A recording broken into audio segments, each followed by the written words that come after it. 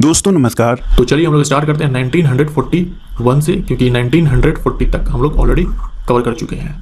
अनुमस्तिष्क के बारे में पूछा है कि निम्न में से कौन सा अनुमस्तिष्क बोले तो सेरिबेलम, इसके बारे में पूछा है कि कौन गलत है। सेरिबेलम जो हाइंड ब्रेन होता है यानी कि पश्च मस्तिष्क, उसके 3 भाग होते हैं, cerebellum, pons and medulla oblongata. तो ये पश्च मस्तिष्क का भाग है, तो ये स्टेटमेंट सही है। और ये पीछे की ओर है, पश्च क्षेत्र में है, ये भी सही है। यह शरीर का संतुलन बनाए रखता है, ये भी स्टेटमेंट हमारा सही हो जाएगा। जैसे आप साइकिल चलाते हो, ठीक है, आप साइकिल चलाते हो या फिर आप सड़क पर चलते हो, तो उस समय आपके बॉडी को जो एक संतुलन प्रदान कर रहा है ये सेरिबेलम होता है। जैसे कोई व्यक्ति शराब पी लेता है, ज़्यादा शराब पी लेता है, उसको नशा आ जाता है, तो वो सही से खड़ा भी नहीं हो पाता है। अगर उसको आप बोल दो कि साइकिल चलाना है तो वो सही से नहीं चला पाएगा, लड़खड़ाते रहेगा वो, क्योंकि सेरिबेलम उस समय सही से काम नहीं करता है ज़्यादा शराब पीने के बाद। तो ये हमारे शरीर का संतुलन बनाए रखता है। उसके बाद यहाँ जो बातें लिखी हुई है ये सही है सेरिब्रम के लिए। सेरिब्रम जो हमारे ब्रेन का सबसे बड़ा पार्ट है, सेरिब्रम यानी कि प्रमस्तिष्क के लिए ये सही है। सेरिबेलम के लिए ये गलत हो जाएगा, तो बी हमारा आंसर हो जाएगा। हमसे पूछा था कि कौन सही नहीं है सेरिबेलम के लिए, तो बी आंसर। 25 डिग्री सेल्सियस पर एक रिक्त बर्तन में इथेन बोले तो C2H6 और हाइड्रोजन यानी कि H2 के समान द्रव्यमान को मिलाया जाता है। हाइड्रोजन द्वारा जोड़ लगाए गए कुल दबाव का अंश क्या है। मतलब एक बर्तन है जिसमें कि ये 2 गैसेज हैं, एक है इथेन, दूसरा है हाइड्रोजन। इन दोनों का समान द्रव्यमान है, इन दोनों को मिलाया गया है। आपको बताना है कि हाइड्रोजन के द्वारा टोटल दाब का कितना हिस्सा लगाया गया है। तो एक संबंध होता है, एक रिलेशन होता है, ये पार्शियल प्रेशर बराबर मोल फ्रैक्शन इंटू में टोटल प्रेशर। यहाँ जो ए है ये कोई गैस है, तो गैस ए के द्वारा जो आंशिक दाब लगाया गया है वो कितना है, कुल दाब का मतलब जो टोटल प्रेशर काम कर रहा है उसमें गैस ए का हिस्सा क्या है, ये संबंध होता है यहाँ पर। आंशिक दाब, गैस ए का आंशिक दाब बराबर मोल फ्रैक्शन गैस ए का गुने में टोटल प्रेशर, ये संबंध होता है। ये जो सवाल है आपके सिलेबस से पूरी तरह से बाहर का सवाल है। इस तरह का सवाल आए, आपको लगे कि बना दोगे तेजी के साथ तो ठीक है, अदरवाइज छोड़ करके आगे निकल जाना, इस पर समय खर्च मत करना, क्योंकि इसके चक्कर में क्या है कि बहुत सारे सवाल आपसे हो सके तो छूट जाएंगे एग्जाम में। तो हमारे केस में यहाँ पर जो ए है क्या हो जाएगा, यहाँ पर हाइड्रोजन हो जाएगा, क्योंकि हमसे हाइड्रोजन के बारे में पूछा गया है ना। तो हमें सबसे पहले निकालना होगा यहाँ पर मोल फ्रैक्शन, ए का मोल फ्रैक्शन। आप मुझे ये बता दो कि मोल बराबर होता क्या है। मोल बराबर होता है जो द्रव्यमान हो दिया हो ग्राम में और बट्टे में उसका मोलिक्यूलर मास। मोल बराबर यही तो होता है ना कि ग्राम में आपके पास कितना द्रव्यमान है और बट्टे में भाग लगा दो उसके मोलिक्यूलर मास से, यानी कि आणविक द्रव्यमान से। हमें नहीं मालूम है कि कितना ग्राम इसमें मिलाया गया है, लेकिन ये जरूर लिखा हुआ है कि दोनों का समान ही द्रव्यमान है। तो मान लेता हूं मैं दोनों का x है, इथेन का भी x ग्राम लिया गया है और हाइड्रोजन का भी x ग्राम लिया गया है। हमें मोल चाहिए किसका, हाइड्रोजन का। हम क्या करेंगे यहाँ पर इस x में भाग लगा देंगे हाइड्रोजन के मोलिकुलर मास से, जो कि 2 होता है। ठीक है, पहले देखो मैं आपको ये बता देता हूँ कि मोल फ्रैक्शन निकालते कैसे हैं। मोल फ्रैक्शन बराबर होता है, यानी मोल का फ्रैक्शन, जिसका भी मोल फ्रैक्शन निकालना है क्या करेंगे, उसका मोल ऊपर में लिखेंगे और बट्टे में टोटल मोल लिखेंगे। हो गया यही मोल फ्रैक्शन, सीधी सी बात है। जिसका भी मोल फ्रैक्शन निकालना है उसके मोल में हम लोग टोटल मोल से भाग लगा देंगे। हमें हाइड्रोजन का मोल फ्रैक्शन चाहिए, तो हम हाइड्रोजन के मोल में भाग लगा देंगे टोटल मोल से। तो टोटल मोल के लिए हमें इथेन का भी मोल चाहिए, तो इथेन का अगर हमें मोल चाहिए तो हम यहाँ पर क्या करेंगे, इथेन का मोल चाहिए तो इथेन का जो मोल होगा वो हम निकालेंगे x, क्योंकि दोनों का द्रव्यमान समान ही है, तो इसके लिए भी जो दिया गया द्रव्यमान होगा वो x ही होगा, और बट्टे में इथेन का मोलिकुलर मास। इथेन का मोलिकुलर मास कितना हो जाएगा, कार्बन का 12 होता है, यहाँ पर 2 कार्बन है तो 24 हो जाएगा। हाइड्रोजन यहाँ पर 6 है तो प्लस में 6, यानी कि 30 जो है इसका मोलिकुलर मास हो जाएगा। ये मोल पता चल चुका है हमें किसका, हाइड्रोजन का भी और इथेन का भी। हमें चाहिए हाइड्रोजन का मोल फ्रैक्शन, हमें चाहिए हाइड्रोजन का मोल फ्रैक्शन। मोल फ्रैक्शन को जनरली हम लोग x से डिनोट करते हैं। मोल फ्रैक्शन चाहिए हाइड्रोजन का, तो हम क्या करेंगे, हाइड्रोजन का जो मोल है उसमें भाग लगा देंगे टोटल मोल से। टोटल मोल में क्या करेंगे, x/2 प्लस x/30। अब इसको आप सॉल्व करें, इसको सॉल्व करने के बाद आप पाएंगे कि ये 15 बट्टे में 16 आ रहा है। ये x खत्म हो जाएगा, ऊपर में भी x नीचे में भी x, ये सब कैंसिल आउट हो जाएगा। इसको आप सॉल्व करिएगा, बहुत ही एक आसान सा यहाँ पर मैथ्स है, इसको आप सॉल्व करेंगे तो 15 बट्टे में 16 आपको मिलेगा। तो यहाँ पर हम लिख सकते हैं कि हाइड्रोजन के द्वारा जो आंशिक दाब लगाया जा रहा है, ये जो मोल फ्रैक्शन हमें मिला और गुने में ये टोटल। आपको ये टोटल निकालने का जरूरत नहीं है, आपसे टोटल का पूछा है कि कितना अंश यहाँ पर हाइड्रोजन के द्वारा लगाया जा रहा है, तो टोटल का इतना अंश लगाया जा रहा है, तो यही आपका आंसर हो जाएगा। तो बी हमारा आंसर हो जाएगा। एडियोलर टिश्यू डैश के बीच, यहाँ पर डैश होगा कॉमा नहीं होगा, एडियोलर टिश्यू डैश के बीच एक फिलर टिश्यू का काम करता है। आंसर हमारा त्वचा और मांसपेशियां। एडियोलर टिश्यू एक संयोजी उत्तक है यानी कि कनेक्टिव टिश्यू है। यह त्वचा और मांसपेशियों के बीच, रक्त नलिका के चारों ओर, नसों और अस्थि मज्जा में पाया जाता है। यह अंग के भीतर की खाली जगह को भरता है, आंतरिक अंगों को सहारा प्रदान करता है और उत्तकों की मरम्मत में सहायता करता है। ये रेडिकुलर टिश्यू के बारे में कुछ बातें हैं जो आपको अच्छे से ध्यान में रखना है।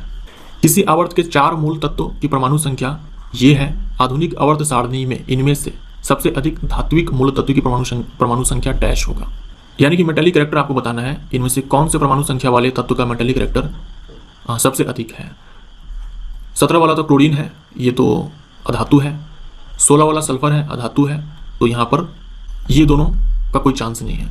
उसके बाद 11 सोडियम है और एल्यूमिनियम का 13 होता है। यहाँ पर एल्यूमिनियम है, आप जानते हो कि सोडियम एस ब्लॉक का तत्व है, एल्यूमिनियम पी ब्लॉक का तत्व है। जब हम एस से पी की तरफ जाते हैं तो मेटेलिक कैरेक्टर जो है ये घटता है, यानी सोडियम का सबसे ज़्यादा हो जाएगा। डी हमारा आंसर हो जाएगा। एसिटिक एसिड का आयोनाइजेशन कांस्टेंट आपसे पूछा गया है। इससे पहले आपने एक सवाल देखा था जहाँ फॉर्मिक एसिड का पूछा गया था। 2 सवाल पूछे गए हैं आयोनाइजेशन कांस्टेंट के ऊपर, एक में फॉर्मिक एसिड का पूछा गया और एक में एथेनोइक एसिड का।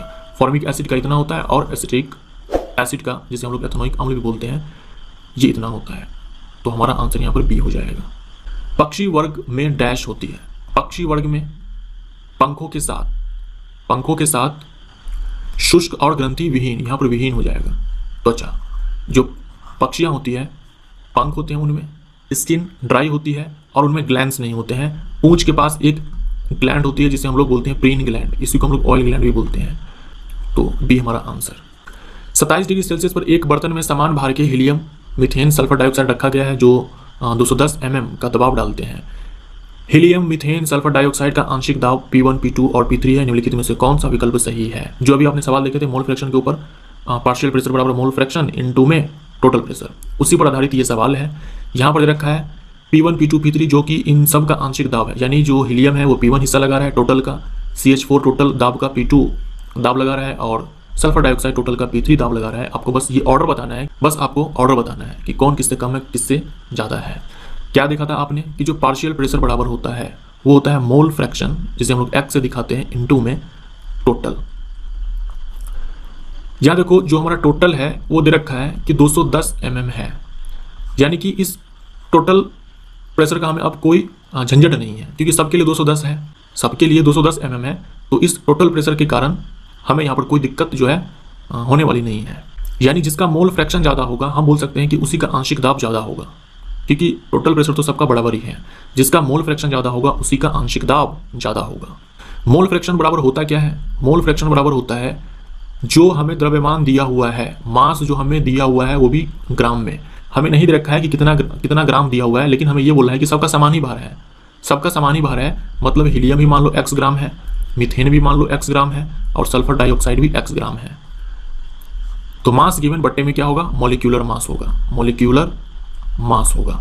अब देखो जो दिया गया द्रव्यमान है सबका x सबका तो बराबर ही है, सबका तो समान ही भार है।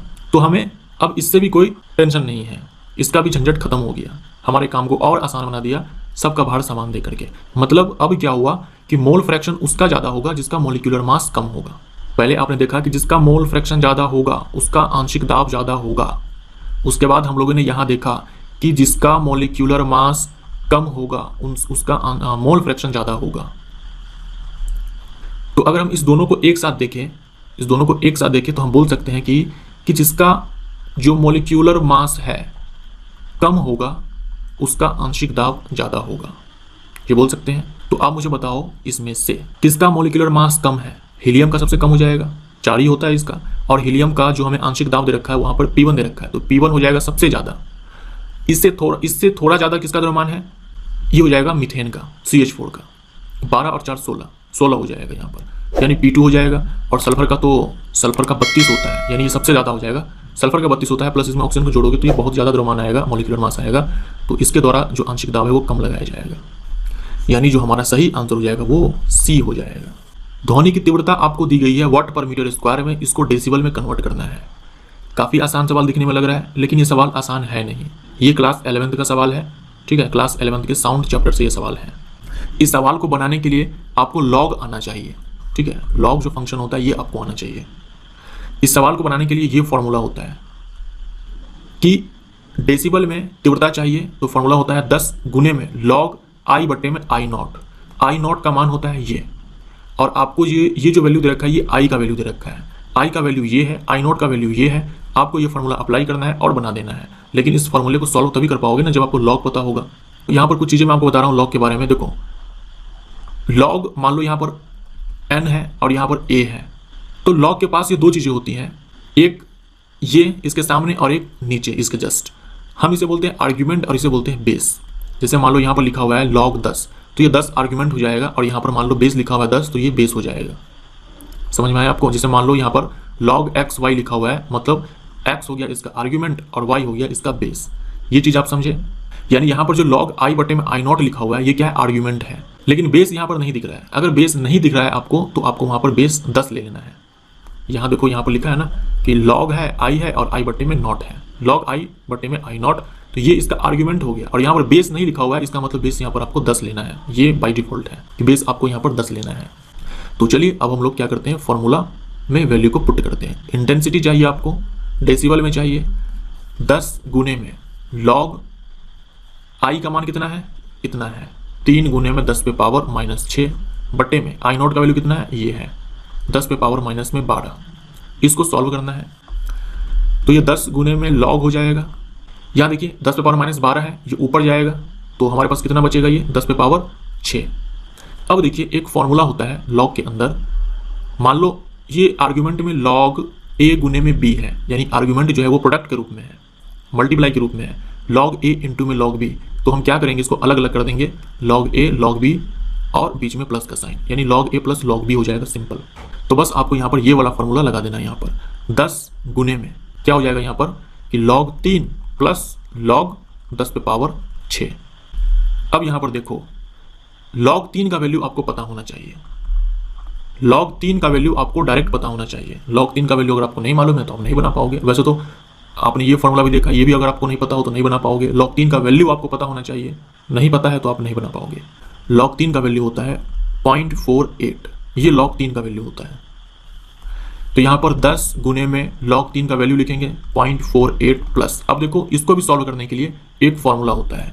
मान लो कि log है यहाँ पर और इसका आर्ग्यूमेंट जो है कुछ इस प्रकार से, मान लो a पर पावर x है लिखा हुआ, आर्ग्यूमेंट में क्या है कि पावर के रूप में है कोई नंबर। तो हम क्या करेंगे, यहाँ पर इस x को हम log के पीछे ले आएंगे मल्टीप्लाई के रूप में, और ये हमारा log a हो जाएगा। यानी यहाँ पर जो log 10 पे पावर 6 है, log 10 पे पावर 6 है, ये हो जाएगा 6 गुने में log 10। ठीक है, 6 गुने में log 10, यहाँ पर 6 लिखेंगे और गुने में log 10 आएगा। log 10 का मान 1 होता है, तो यहाँ पर हम 1 लिख देंगे।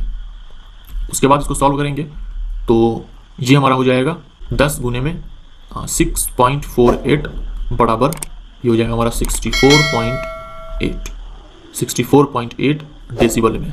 ठीक है, तो डी हमारा आंसर हो जाएगा। तो इतनी सारी बातें आपको पता होनी चाहिए इस सवाल को बनाने के लिए। तो आप ही बताओ क्या ये आपके सिलेबस का सवाल है? तो इस तरह के आपके एग्जाम में 2 सवाल पूछे गए हैं, एक सवाल हम लोग और देखेंगे इस पर आधारित।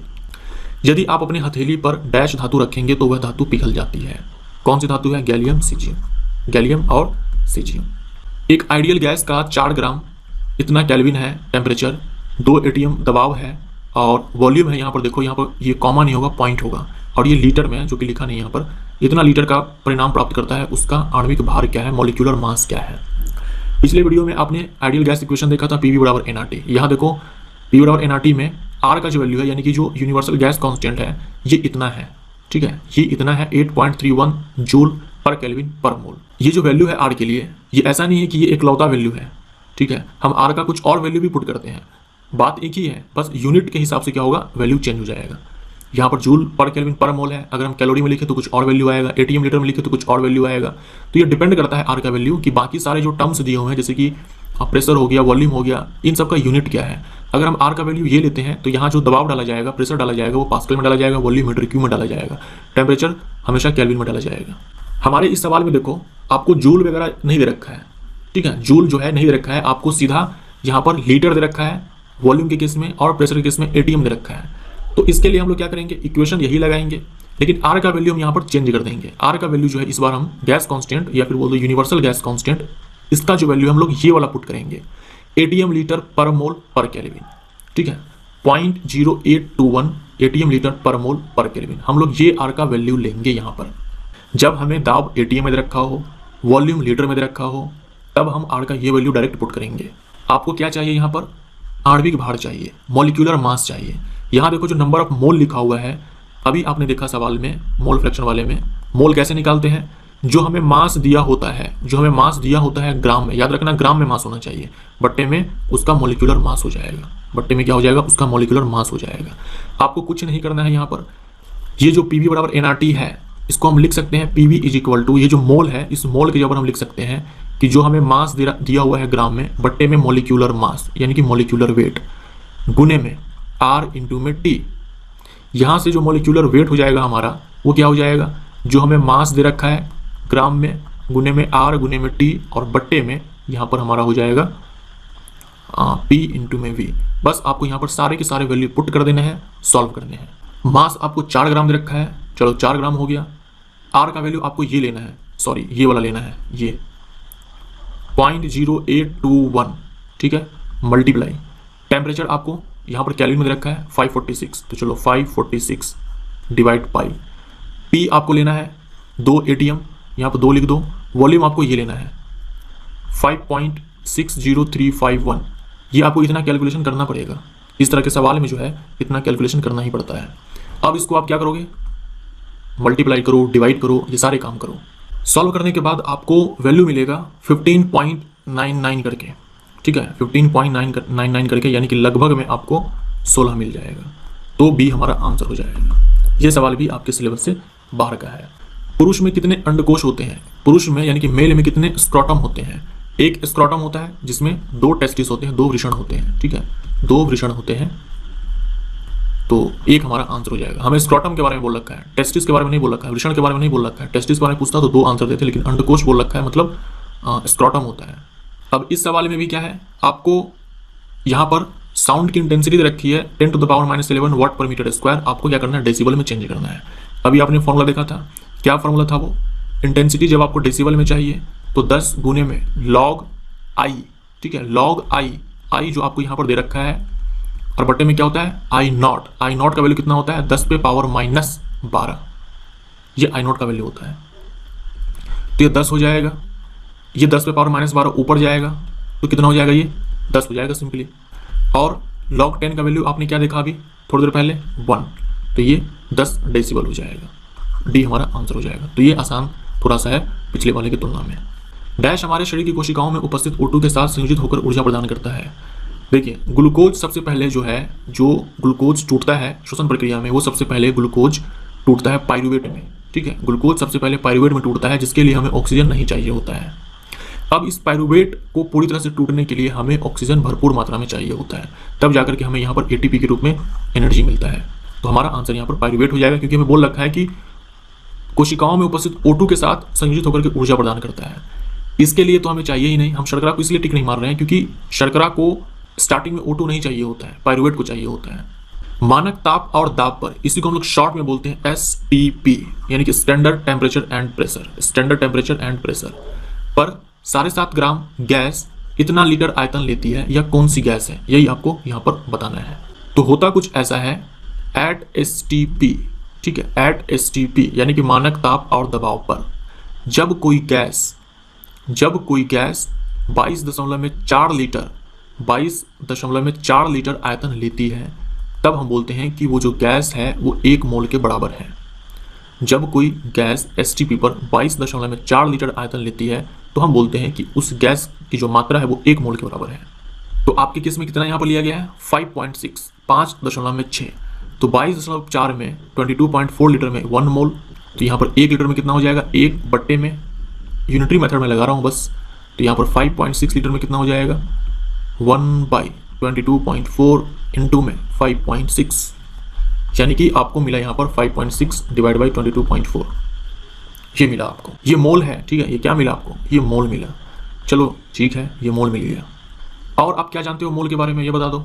मोल के बारे में आप ये जानते हो कि जो मास हमें दिया होता है ग्राम में, बट्टे में जो मॉलिक्यूलर वेट होता है, या फिर बोल दो मॉलिक्यूलर मास होता है, या फिर बोल दो आणविक द्रव्यमान जो होता है, मास गिवन इन ग्राम कितना है 7.5, बट्टे में मॉलिक्यूलर वेट। अब देखो यहाँ पर हम चाहे मोल ऐसे निकाले चाहे मोल हम ऐसे निकाले, बात तो एक ही है ना, आंसर तो एक ही आएगा।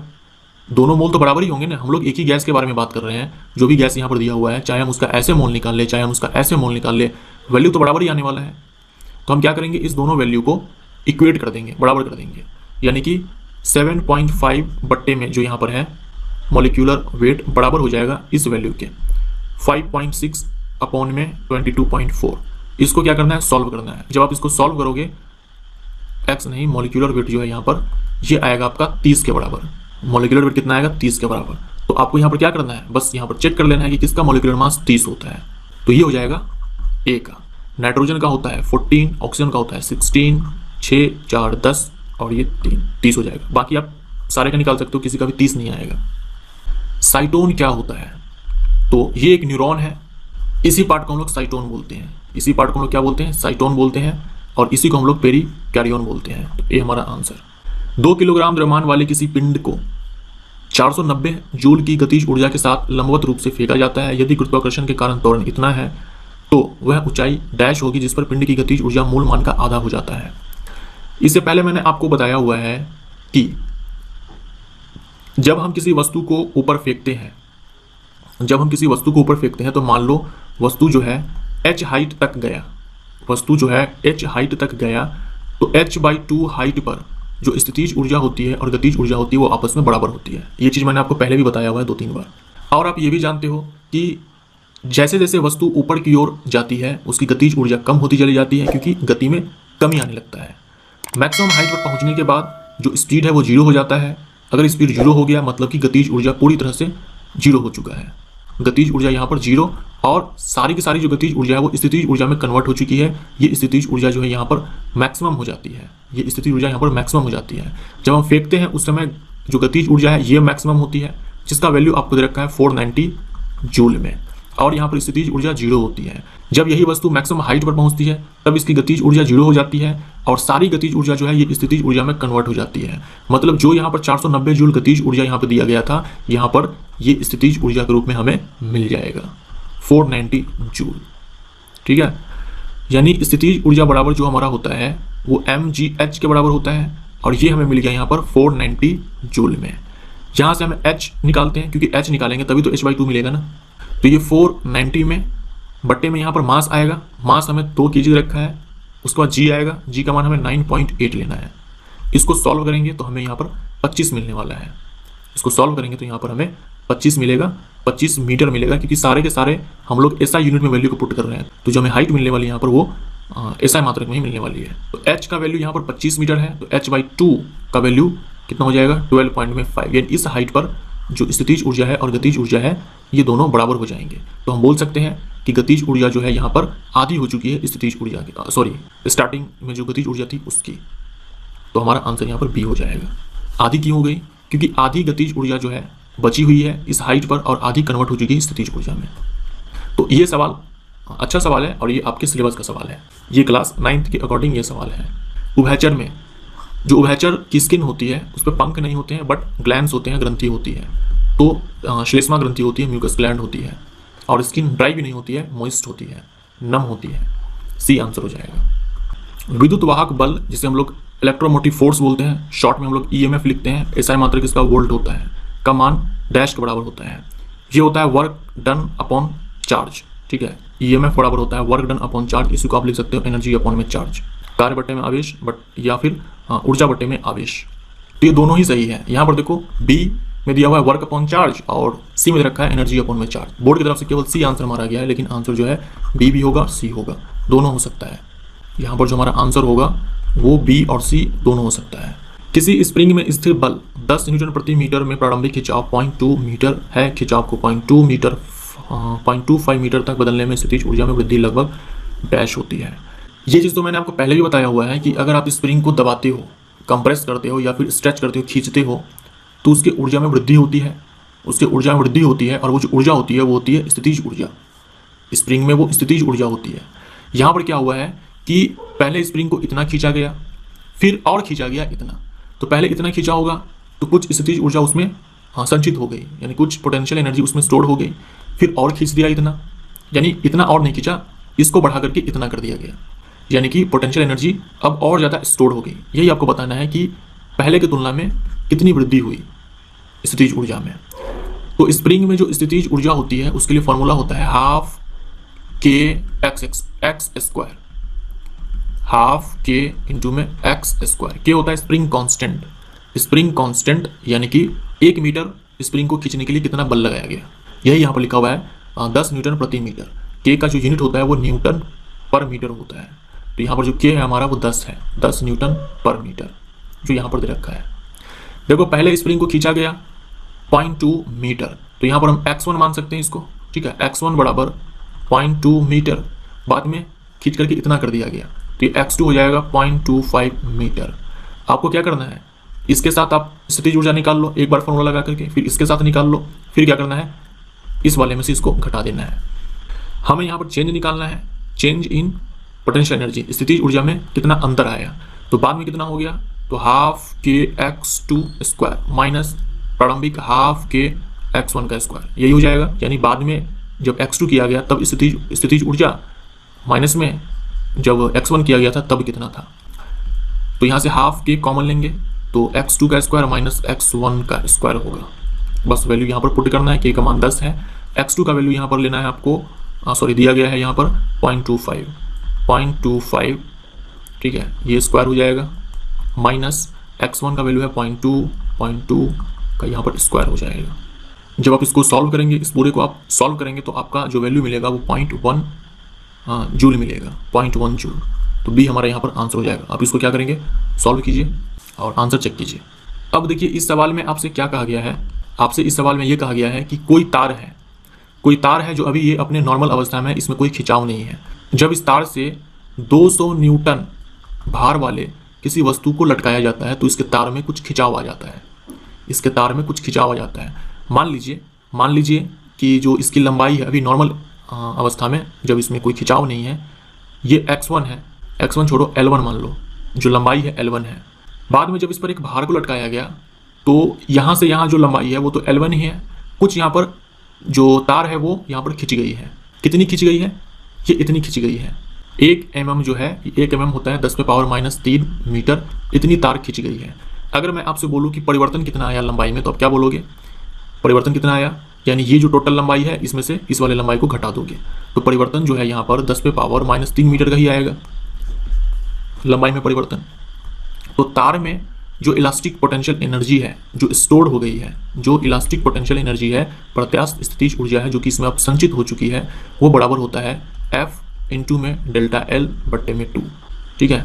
Potential energy, elastic potential energy बराबर F इंटू में डेल्टा L बाई 2, ये हमारा फॉर्मूला होता है। F कितना है, ये जो F लिखा हुआ है यहाँ पर, जो वजन यहाँ पे लिखा हुआ है, तो ये 200 हो जाएगा, गुने में डेल्टा L कितना है 10⁻³ है, और बटे में ये 2 हो जाएगा। 2 से ये 200 कैंसिल आउट हो जाएगा 100 टाइम्स, तो ये हमारा जो वैल्यू आएगा 10⁻⁻1 आएगा, जो कि 0.1 कहलाएगा यहाँ पर, 0.1 जूल। यहाँ देखो हमें आंसर जूल में चाहिए था, एसआई मात्रक में चाहिए था, लेकिन जो लंबाई है वो मिलीमीटर में दे रखा था, और लंबाई का जो एसआई मात्रक होता है वो मीटर होता है, इसलिए मैंने यहाँ पर मीटर में चेंज किया। तो ए हमारा आंसर। गैसों के लिए ए और बी वान डेर वाल स्थिरांक है, क्लोरीन इथेन की तुलना में अधिक आसानी से पिघलता है क्योंकि, देखो यहाँ पर पिघलना जो वर्ड लिखा हुआ है ये यहाँ पर नहीं होगा। पिघलेगा कौन, ठोस ना, ठोस पिघलता है, गैस थोड़ी ना पिघलती है। क्लोरीन तो गैस है, तो गैस नहीं पिघलती है, ठोस पिघलता है। तो यहाँ पर पिघलना नहीं होगा, यहाँ पर होगा लिक्विफिकेशन। लिक्विफिकेशन का मतलब ये हुआ, लिक्विफिकेशन का मतलब होता है गैस से लिक्विड में कन्वर्ट होना, गैस से द्रव में कन्वर्ट होना। तो सवाल आपसे ये बोला गया है कि क्लोरीन जो है आसानी से लिक्विड में कन्वर्ट, क्लोरीन गैस आसानी से लिक्विड में कन्वर्ट हो जाती है इथेन की तुलना में। तो आपको ए और बी के साथ बताना है कि क्या सही है। देखिए पीवी बराबर एनआरटी जो है हम लगाते हैं आइडियल गैस पर, ठीक है, आइडियल गैस पर, इसे हम आइडियल गैस इक्वेशन बोलते हैं। तो इस वाले इक्वेशन को हम लोग लगाते हैं आइडियल गैस पर। आइडियल गैस में ये माना जाता है कि जो गैस के मॉलिक्यूल्स होते हैं वो बहुत ही छोटे होते हैं, साइज में बहुत ही छोटे होते हैं, इतने छोटे होते हैं कि इन सारे मॉलिक्यूल्स को अगर हम एक साथ रख दें तो इनका जो वॉल्यूम हमें मिलेगा वो वॉल्यूम नेग्लिजिबल होता है, वो वॉल्यूम नेग्लिजिबल होता है। साथ में ये कहा जाता है आइडियल गैस में कि गैस के मॉलिक्यूल्स के बीच जो है इंटरमॉलिक्यूलर फोर्स जो होता है वो नहीं होता है। मैंने आपसे दो बातें कही, पहला ये कि गैस के मॉलिक्यूल्स जो होते हैं उनके बीच में इंटरमॉलिक्यूलर फोर्स नहीं होता है, दूसरा गैस के जो मॉलिक्यूल्स होते हैं वो इतने छोटे होते हैं कि अगर हम सारे गैस मॉलिक्यूल्स को एक साथ रख दें तो उनका अपना कोई वॉल्यूम नहीं होता है। मतलब वॉल्यूम बहुत ही छोटा होता है, नेग्लिजिबल होता है, हम इसको इग्नोर कर सकते हैं। देखिए यहाँ पर जो वॉल्यूम लिया जाता है ये कौन सा वॉल्यूम होता है। जैसे मान लो कोई बर्तन है, इसमें गैस के मॉलिक्यूल्स हैं, तो जितना वॉल्यूम में ये गैस के मॉलिक्यूल्स ट्रेवल कर सकते हैं, घूम सकते हैं, भटक सकते हैं, उसी वॉल्यूम को हम लोग यहाँ पर काउंट करते हैं। तो यहाँ पर ये माना जाता है कि मान लो कि ये कोई कंटेनर है, इसमें गैस के मॉलिक्यूल्स हैं, अगर हम इन सारे मॉलिक्यूल्स को हम एक साथ इकट्ठा ले आए तो ये बहुत ही कम वॉल्यूम लेगा। मतलब इसको घूमने के लिए क्या है कि अभी भी बहुत सारे स्पेस यहाँ पर है, लगभग सारे ही स्पेस है, बस थोड़ा सा वॉल्यूम है जो इन मॉलिक्यूल्स ने ऑक्युपाई किया हुआ है। तो हम क्या बोलते हैं कि जो बर्तन का वॉल्यूम है वही गैस का वॉल्यूम है, क्योंकि ये सारे मॉलिक्यूल्स जब एक साथ आए तो देखो बस थोड़ा सा वॉल्यूम इन्होंने ऑक्युपाई किया हुआ है। ऐसा आइडियल गैस के केस में माना जाता है। रियल गैस में ऐसा एक्चुअल में नहीं होता है, मतलब रियलिटी में ऐसा नहीं होता है। रियलिटी में जो गैस के मॉलिक्यूल्स होते हैं उनके बीच में इंटरमॉलिक्यूलर फोर्स काम करता है। और जो यहाँ पर दूसरी बात है कि इनका जो अपना वॉल्यूम है वो नहीं होता है, तो ये भी कहना यहाँ पर गलत हो जाएगा। जो गैस के मॉलिक्यूल्स होते हैं, अगर आप उन सारे मॉलिक्यूल्स को एक साथ इकट्ठे रखो तो कुछ जो है वॉल्यूम ये ले लेते हैं, मतलब गैस के मॉलिक्यूल्स हैं तो गैस के मॉलिक्यूल्स जो होते हैं वो साइज में थोड़े बड़े होते हैं। यहाँ बोला गया कि इतने छोटे होते हैं कि अगर आप इकट्ठा एक साथ कर दो तो ये टोटल मिल करके भी वॉल्यूम ज़्यादा नहीं ले पाते हैं। लेकिन एक्चुअल में क्या होता है, रियल गैस में क्या होता है, रियल गैस कौन सा है जो सब आप जानते हो, जैसे chlorine, ethane, carbon dioxide, nitrogen dioxide, यही सब। तो इनके जो मॉलिक्यूल्स होते हैं साइज में बड़े होते हैं, तो आप इन सबको अगर एक साथ रखोगे तो कुछ वॉल्यूम ये ऑक्युपाई कर लेंगे, मतलब इसको घूमने के लिए, भटकने के लिए बस इतना सा ही वॉल्यूम मिलेगा। तो आप जो इस इक्वेशन में डाला करते हो कि बर्तन का वॉल्यूम बराबर गैस का वॉल्यूम, रियल में ऐसा होगा नहीं। रियल में क्या होगा, आपको इतना ही वॉल्यूम डालना पड़ेगा, पूरे इस बर्तन का वॉल्यूम नहीं डाल सकते हैं। तो ये सारी बातें हैं, इसमें ज़्यादा डिटेल में आपको नहीं जानना है। तो जो वान डेर वाल नाम के वैज्ञानिक थे, ये वैज्ञानिक का नाम है वान डेर वाल वैज्ञानिक जो थे, इन्होंने इसको करेक्ट किया। ठीक है, इन्होंने इसको करेक्ट किया और दो कांस्टेंट दिए। एक दिया ए, ये इंटरमॉलिक्यूलर फोर्स के लिए था कि भाई गैस के जो मॉलिक्यूल्स होते हैं उनके बीच में इंटरमॉलिक्यूलर फोर्स काम करता है। दूसरा दिया बी, जो कि करेक्ट करता है वॉल्यूम को। जो मॉलिक्यूल्स होते हैं उनके साइज के बारे में बोल दो या फिर वॉल्यूम के बारे में बोल दो कि जो गैस के मॉलिक्यूल्स होते हैं उनके पास भी भाई कुछ अपना वॉल्यूम होता है या फिर साइज होता है। तो ये ए और बी कांस्टेंट होता है। मैं यहाँ पर इक्वेशन नहीं लिख रहा हूँ, करेक्ट करने के बाद जो रियल गैस इक्वेशन है वो मैं यहाँ पर नहीं लिख रहा हूँ, उसकी कोई जरूरत नहीं है। सीधा आप ये समझ गए कि ए और बी क्या होता है। ए यहाँ पर करेक्ट करता है कि गैस के मॉलिक्यूल्स के बीच इंटरमॉलिक्यूलर फोर्स होता है। बी यहाँ पर करेक्ट करता है कि जो मॉलिक्यूल्स होते हैं उनका भी अपना कुछ साइज होता है या फिर बोल दो कुछ वॉल्यूम होता है जो वो ऑक्युपाई करते हैं, घेरते हैं। अब बात है यहाँ पर लिक्विफिकेशन। जिसका ए ज़्यादा होगा उनके मॉलिक्यूल्स के बीच इंटरमॉलिक्यूलर फोर्स ज़्यादा होगा, उनके जो मॉलिक्यूल्स होंगे पास होंगे, तो उसे हम आसानी से क्या है, लिक्विफाई कर सकते हैं। लिक्विफाई करने के लिए क्या करना पड़ता है, मॉलिक्यूल्स को पास लाना पड़ता है। तो पहले से ही ये पास है, फोर्स ज़्यादा है इनके बीच में, तो इसको हम आसानी से लिक्विफाई कर सकते हैं। तो लिक्विफिकेशन के लिए मेन तो ए होता है। तो अगर क्लोरीन आसानी से लिक्विफाई हो रहा है, इसका मतलब तो यही हुआ ना कि जो ए है ये क्लोरीन का ज़्यादा है, जो ए है इथेन की तुलना में। तो मेन लिक्विफिकेशन के लिए ये ए होता है, ए जिम्मेवार होता है। लेकिन यहाँ पर बी के बारे में बताना है, तो बी के बारे में आप याद रख सकते हो कि जो बी है ये क्लोरीन का कम होगा, जो बी है इथेन की तुलना में। मतलब ए ज़्यादा होना चाहिए, बी कम होना चाहिए। हमारा आंसर यहाँ पर सी हो जाएगा। तो यहाँ पर जाकर के जो हमारा ये वीडियो है ये समाप्त होता है और ये सीरीज भी यहाँ पर। वीडियो देखने के लिए धन्यवाद दोस्तों, नमस्कार।